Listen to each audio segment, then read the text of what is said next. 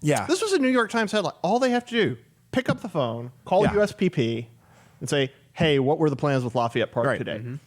So either they did that and got the answer they didn't want, so they just didn't report it and they lied, or they were unbelievably negligent and just created the narrative themselves. On June 1st, 2020, a group of, quote, protesters in Lafayette Park, just north of the White House, were cleared by law enforcement officers from various agencies. Shortly after the clearing, then President Donald Trump passed through the square in order to conduct a photo shoot at St. John's Episcopal Church. The establishment media's narrative surrounding the incident was damning. The majority of left-leaning outlets painted the situation as follows. Trump sent out a gang of jackbooted thugs to tear gas innocent protesters demonstrating outside the White House so that he could walk across the street for a photo op. The New York Times communicated as much with its headline reading, protesters dispersed with tear gas so Trump could pose at church. Further quoting, people who gathered outside the White House to protest police brutality spent Monday waving signs and screaming for justice.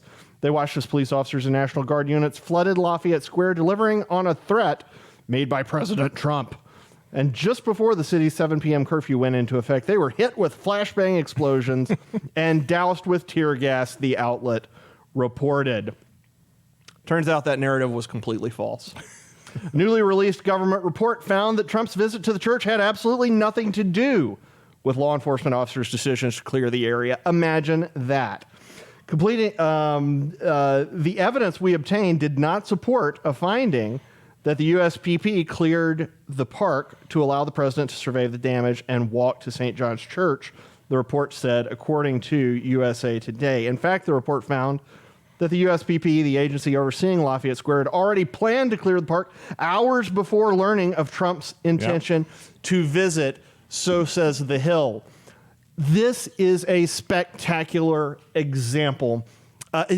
At some point, you can't say the press is failing anymore. At some point, you have to say it's deliberate, it's intentional. You give grace to people until it's just clear that they're not incompetent, they're actually malicious. What do you guys make of this?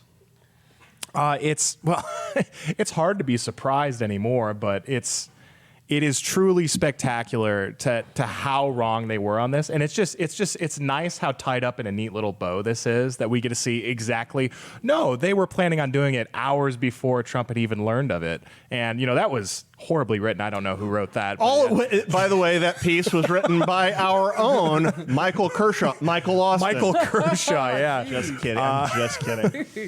And folks, all it would have taken... Yeah. This was a New York Times headline. All they have to do, pick up the phone, call USPP, and say, hey, what were the plans with Lafayette Park today?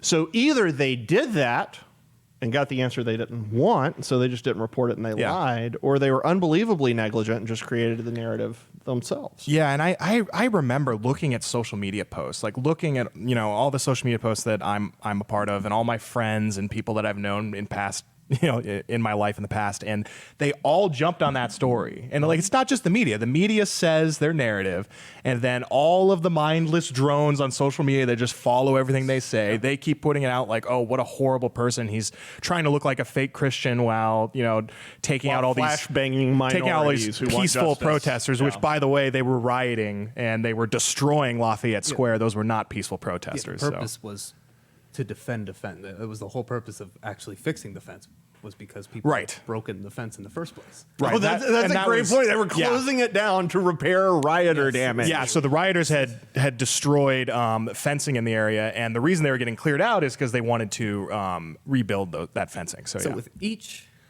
fabrication, with each lie, at least in my mind, this may seem like crazy words, but the corporate press is becoming the enemy of the people in general in my world. Those aren't crazy words. Those were crazy words, I think, 10, 15 years ago.